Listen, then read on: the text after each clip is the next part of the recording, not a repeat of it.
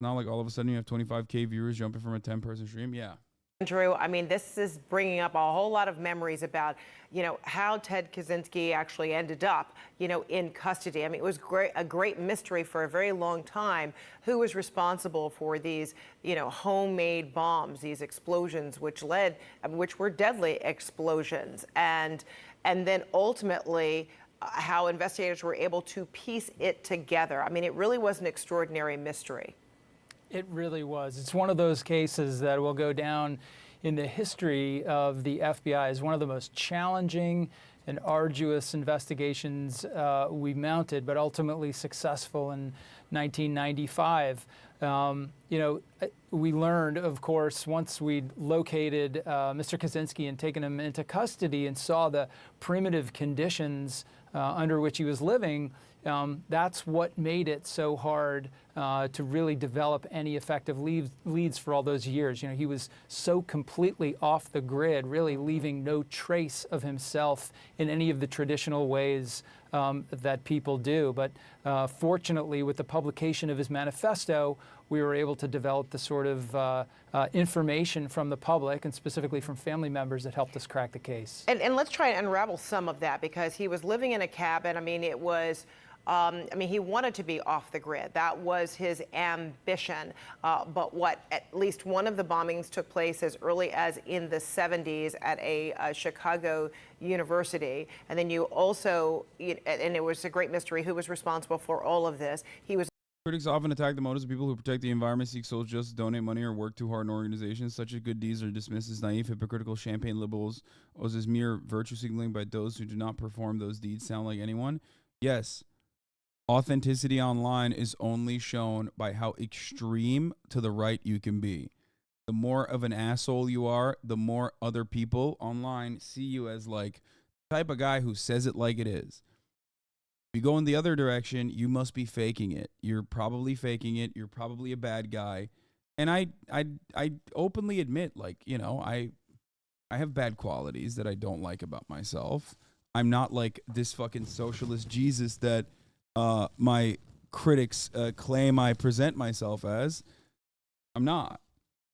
I have the capacity to make bad takes, and I do it regularly. Happens all the time when you're fucking talking for 10 hours a day. Nobody's perfect, I myself included. All I can do is try to do what's right, try to do what's best, and that's it.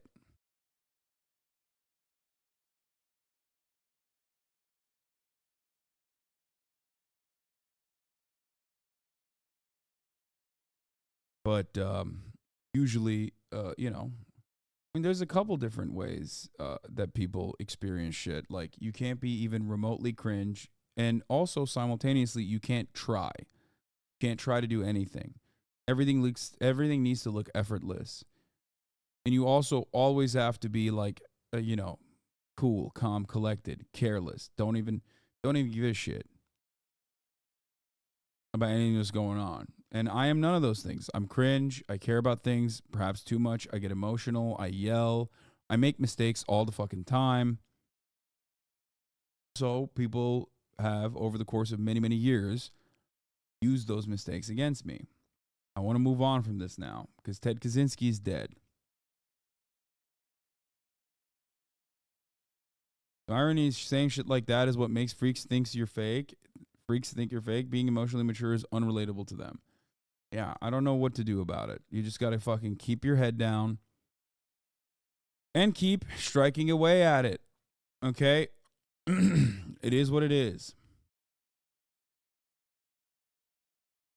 He was off the grid in a cabin, but perhaps his abduction, or his arrest it was self-inflicted. I mean, he authored this manifesto. He sent it right to the FBI. Perhaps he thought he would continue to be mysterious, but then they were able to piece together any relations and use this as evidence, publish it.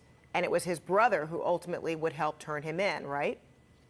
That's absolutely right. So Kaczynski started in the late 1970s with what began as a primitive, low-tech mail bombing campaign directed predominantly at universities and airline industry representatives and different airline-related targets. Of course, in '79, was able to get a bomb on an American Airlines flight that fortunately did not detonate, but it let off a great degree of smoke, which alerted the pilots and were able to effect an emergency landing. There's no doubt that had that bomb gone off, it would have taken the plane down and taken all those lives with it.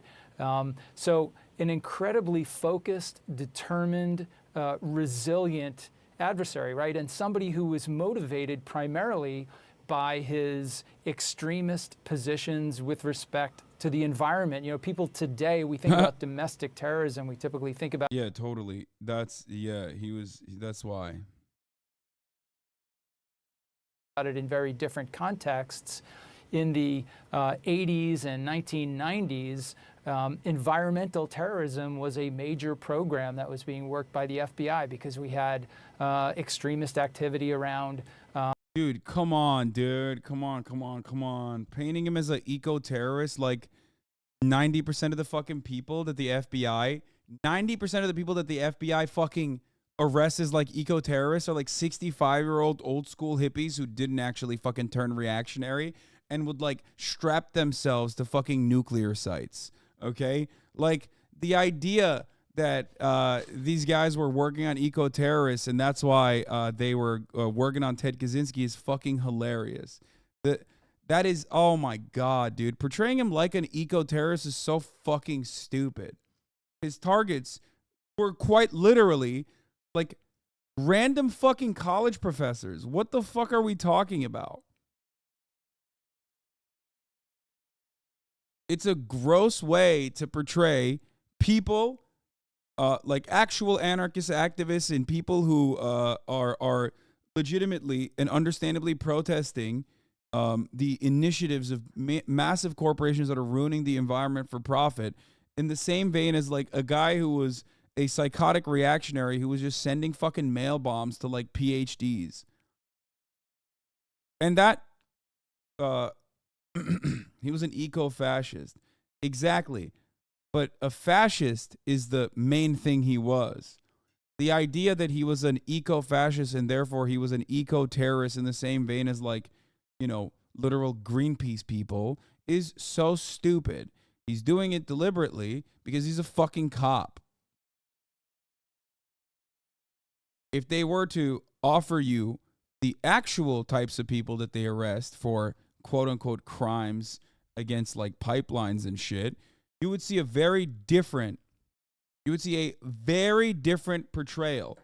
This motherfucker blew up 0 pipelines, okay? This motherfucker killed 0 oil and gas executives.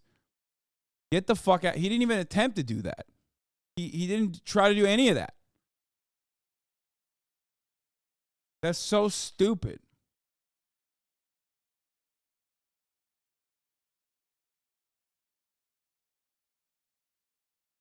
People who objected to environmental development, and Kaczynski was really kind of at the forefront of those thoughts. Not that he was a member of a group, but at the forefront of that ideology, and he pursued this bombing campaign as a way of striking back against technological advancement, which he believed was damaging the environment in ways that needed to be stopped. Are you able to share with us some of the concerns that the FBI, that the Attorney General at the time, Janet Reno, had about whether they share this manifesto with the public, whether it would be used as an instrument, to further or agitate, threats against the U.S., domestic terrorism, and at the same time, what they were contemplating as to how it could ultimately be a tool to help capture the Unabomber? Sure, I'm aware of those deliberations and those concerns only from the same way that, you and your viewers are, from understanding the history of it. I actually came into the Bureau in 1996, so it was right as the case was kind of coming to its close. Nevertheless, having been in many high-level meetings with attorneys general and FBI directors around these things, I can only imagine the way that each possible impact of the causes of action that they were considering. Ted focused on educators who he saw as furthering industrial civilization through education. Come on, dude. I think it was just fucking unhinged. I mean, the court found him to be mentally ill. And yes, I think he was mentally ill. The ideology was all over the fucking place. We just covered it for the past like 2-3 hours. It was just like saying some random shit. He was an unhinged, random psychopath. Tried to put together like a cohesive ideology. Look into who the victims were. Chatter isn't wrong.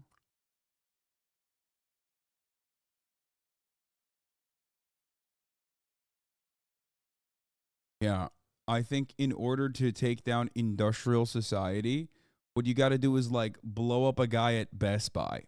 What you got to do is blow up some fucking random PhD student or whichever fucking college professor is like dumb enough to pick up a parcel from the ground. That's how you're supposed to do it. Who are the real villains of society? Fucking college professors. Any supposed quote unquote leftist in this fucking community of all communities that unironically believes that fucking college professors have a fraction of power. And I don't mean like college professors turned lobbyists, turned fucking guys who work in like the Obama or Trump administration. I'm talking just like straight up college professors who are still at college. You think those guys have any fucking power? How are you any different than the regular old Fox News watching 45-year-old divorced dad, HVAC business owner, reactionary, who unironically channels that exact same conspiracy through their lives every fucking day? They take it one step further. They also say, you know who holds all the power? Trans students. You know what I mean?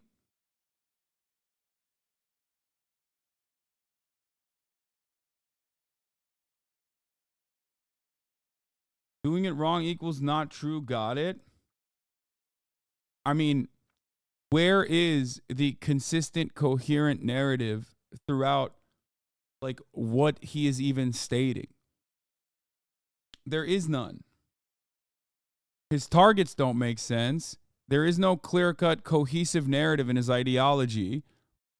Ultimately, if it doesn't make any sense whatsoever, then it's like, and he's like objectively insane. At a certain point, you have to realize, why the fuck am I trying so desperately to look at a dude whose manifesto was supposed to open up the eyes of millions of people, and it didn't at the time, and now you're looking at it many, many years later, okay, and his inherently contradictory ideology is you know, somehow, I don't know, makes sense to you. That says more about you than him, to be honest.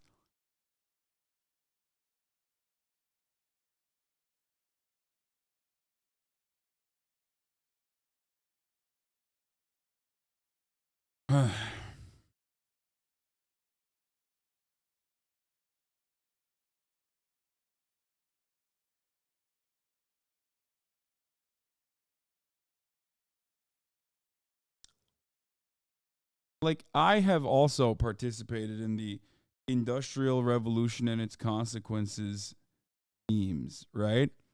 I've done that too. I've shown my fair share of like I don't know, oil tankers sinking and, you know, nuclear power plants falling apart.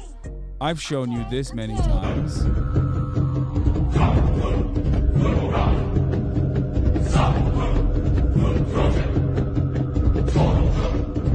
But like, it's memes. You're not supposed to take this seriously.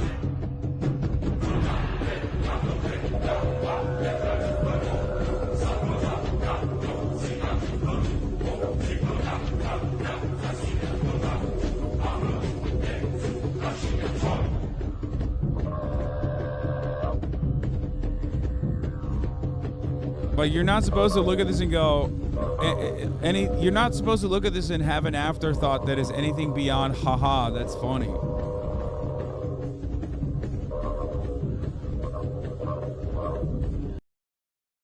I know you can't legally send hate, but tell me who to camp with my American rights, bruh. What? But he did the wrong thing to solve the right problems? No, the problems were not even the right problems. He didn't address the right problems. You're wrong about that too. Like, no, he did the wrong thing and his analysis was wrong. There were like right parts about it for sure. But, you know, it's kind of like looking at Jordan Peterson and being like, well, that's a guy who told me to clean my room. Why are you so upset at that? It's like looking at Andrew Tate and saying, well, that's a guy who's telling me I have the tools to success and that I should just go work out. Why are you getting mad? Okay? Like, the problems exist. Okay? He has a solution. It's the wrong solution. His analysis is also wrong overall. Like, unless you think the most significant problem in society is how collectivist we are, I don't think you agree with Ted Kaczynski's analysis. You looked at a capitalist dystopia and you thought it's not those who are fucking generating, who are sucking value out of the international working class, but instead it's the existence of the iPhone that's at fault. So we should kill fucking people that, what is this? Watch this later. Bro, it's been removed already. Why are you sending me a remove post? Yeah. Anyway, my point is this, okay? It is like looking at, it's like looking at global capitalism, okay?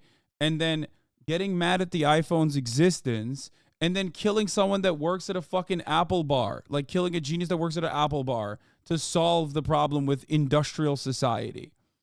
Okay? That's crazy. No one should look at that and go, wow, that guy made a lot of sense.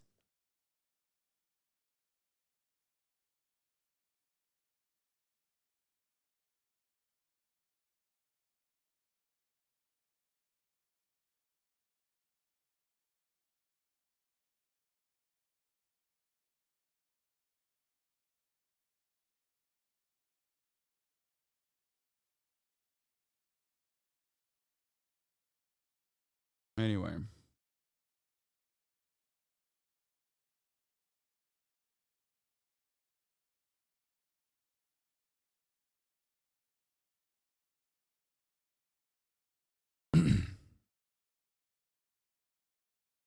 It's the W murder chatters. Like, when I shit on industrial revolution or industrial society, I'm mostly joking. I love technology. I'm a Twitch streamer. You know what I mean? I would not exist. My job, my career, okay, would not be real without technological innovation. I also am a big time advocate for taking a shower. Okay? So that's 2 L's for Ted.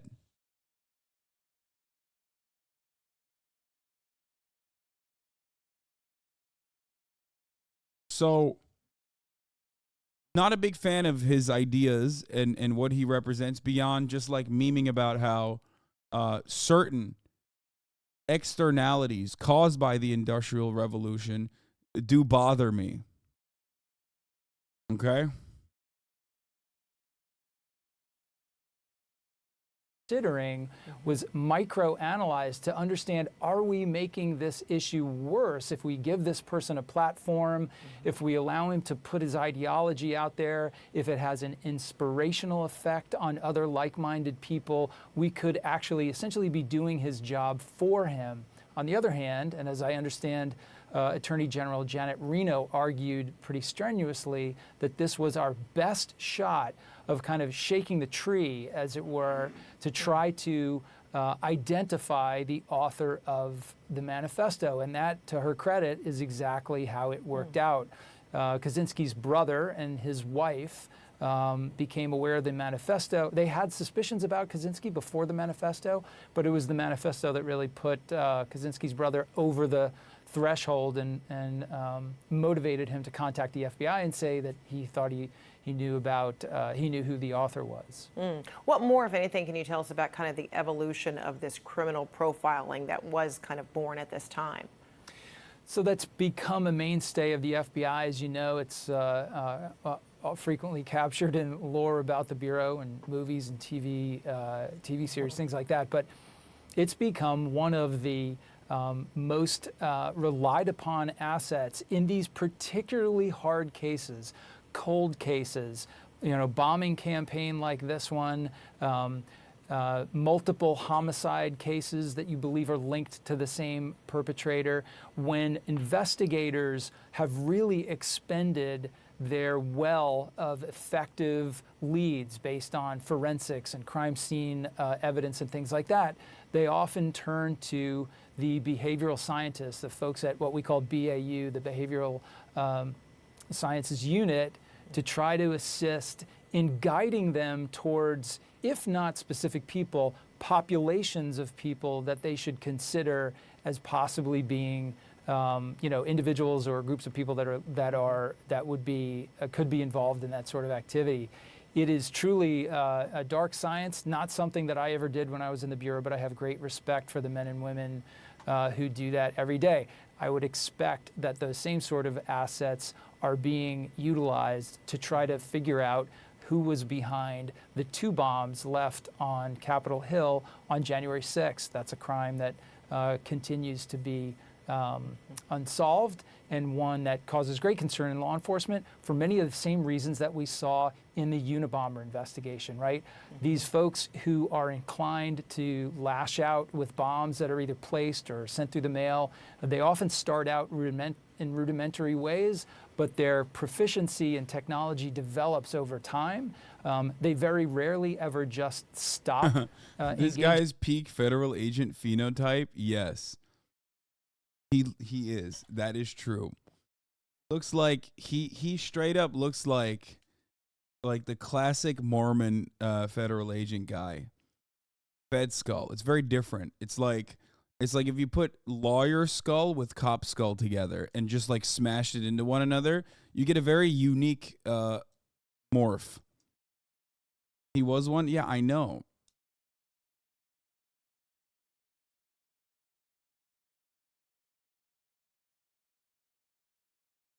In these sorts of bombing campaigns, they very frequently come back to them time and time again.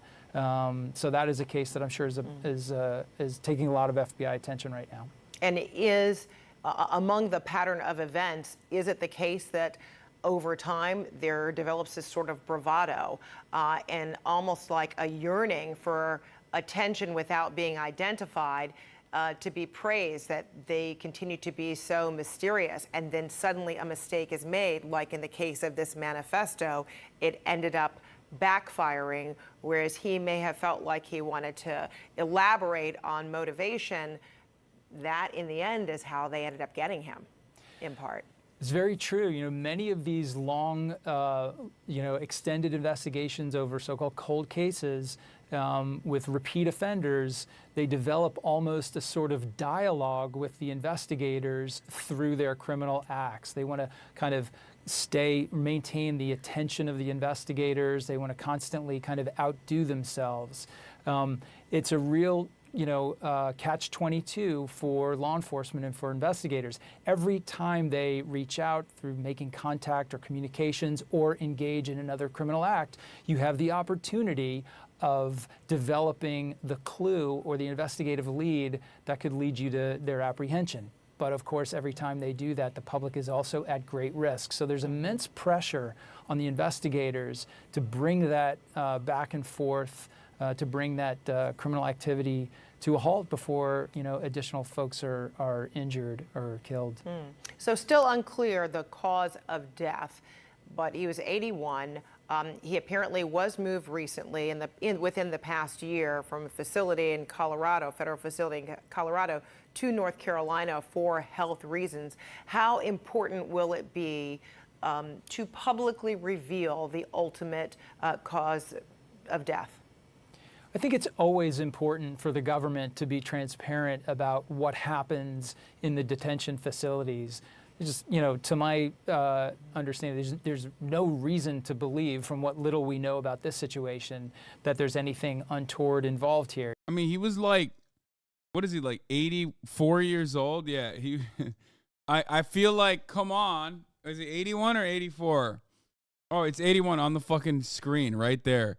Yeah, I think it makes sense when you're 81 years old and you die. It's not like, wow, this guy sure had an untimely demise, or that he had some secrets and the government came after him.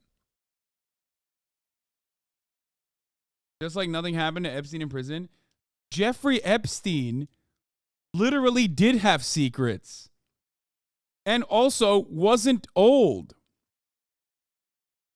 and had already gone to prison and did not kill himself at all.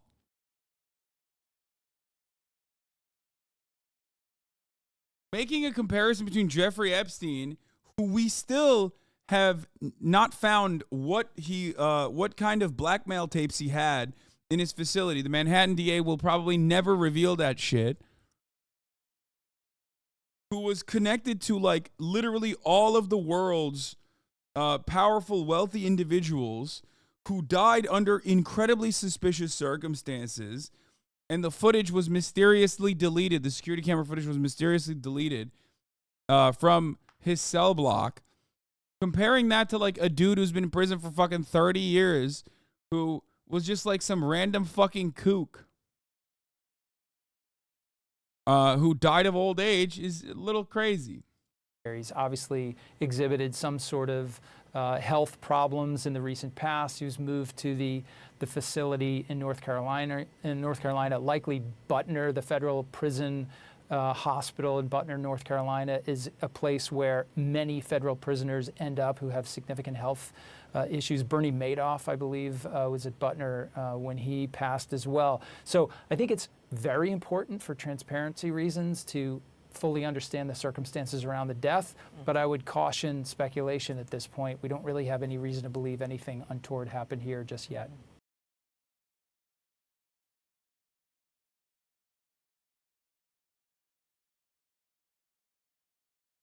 Hey, you typed Kaczynski wrong. I don't care. I don't care. I feel like we've covered Kaczynski enough. Turns out China has been spying on us, apparently, by way of Cuba. On Saturday, an administration official clarified by saying that the Chinese base in Cuba has already been established, noting that it didn't happen on their watch. China has been spying on the United States from a base in Cuba, a Biden administration official said on Saturday, claiming that this is an issue that the administration inherited. The administration official, who was granted anonymity to discuss a sensitive subject, said the Chinese spying effort has been an ongoing concern and that the U.S. has been taking steps to deal with it. When this administration took office in January 2021, we were briefed on a number of sensitive PRC efforts around the world to expand its overseas logistics, basing and collecting infrastructure globally to allow the military to project and sustain military power at great distance, the official said, referring to the People's Republic of China. This effort included the presence of PRC intelligence collection facilities in Cuba. In fact, the PRC conducted an upgrade of this intelligence collection facility in 2019. It's well documented in the intelligence record. President Joe Biden directed his administration to address the issue. Within months, we did so, the official said, noting that the thrust of the engagement with Beijing over the spy post has been through diplomacy.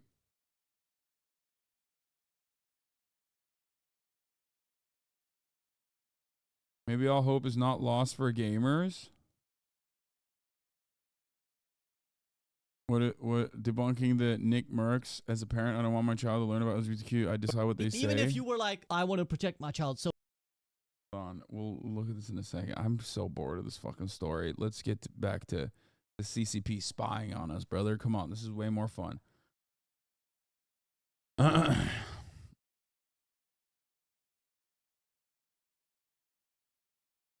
SVB's cool. No, I'm